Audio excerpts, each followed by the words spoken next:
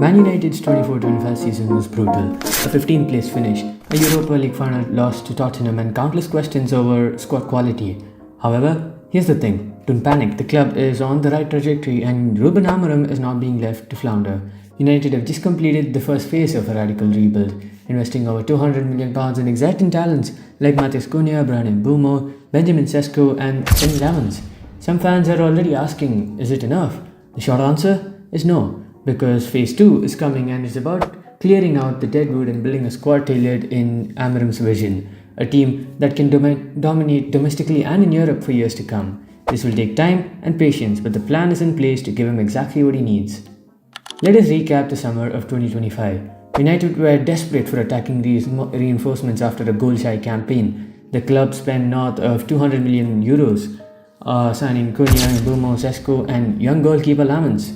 But here's the key point. This was not just spending for the sake of spending. These signings represent the first phase of Amorim's rebuild.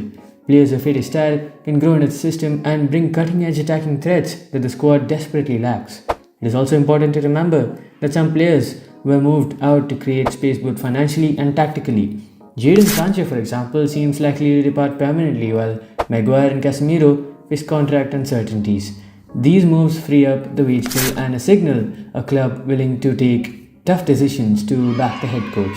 So the first clear out worked. It gave Amorim the tools he needed to start reshaping the squad. Even if results haven't been perfect yet, it is the foundation on which the next windows will build. But it will take more time to see the full impact. Here's where things get really interesting. Reports from Samuel Lucas, ESPN, and the Sun suggest that United are preparing for the second phase of the rebuild next summer. And this is where we get serious about quality over quantity. The focus is midfield and wingbacks. United's 25-26 struggles show clear gaps. Midfield has been a weak point all the season. The likes of Bruno Fernandes, Kobbie Mainoo, and Manuel Ugarte face uncertain futures, with Fernandes potentially leaving for £57 million. New targets are already being tracked, including Elliot Anderson, Adam Wharton, Carlos Baleba, João Gomes, Andre and Angelo Stiller, also Conor Gallagher. These are dynamic, attack-minded players who can bring pace, creativity and steel to United's engine room. Wingbacks are another glaring issue.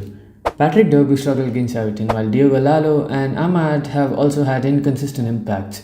Ruben Amorim's system relies on wingbacks for width and attack, so ideally, United brings in at least 2 new players for these positions. There are already inquiries, although the exact targets remain under wraps. The second phase is about depth, quality and system fit, not just big names, and it will take time for Amorim to get everything in place for his style to fully flourish. Now let us zoom out. Phase 1 gave Amorim initial building blocks. Phase 2 is about strategic reinforcements, but the genius of this plan is that it spans multiple transfer windows.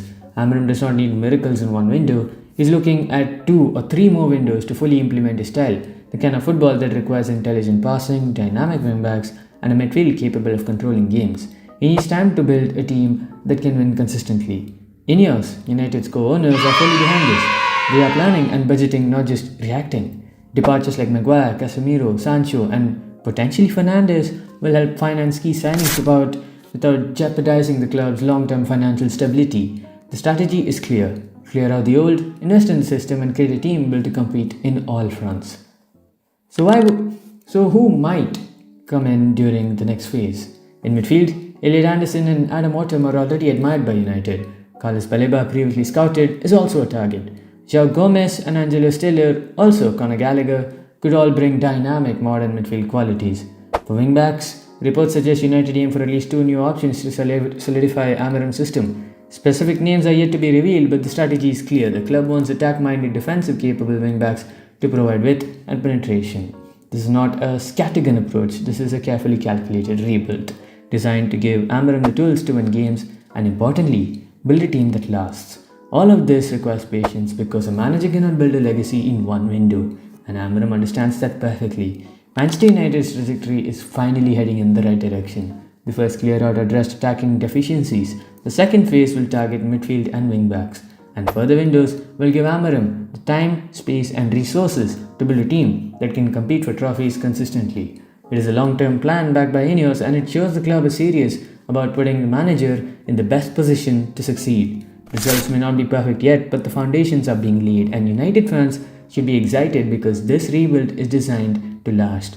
The next few windows, that is when the real magic happens.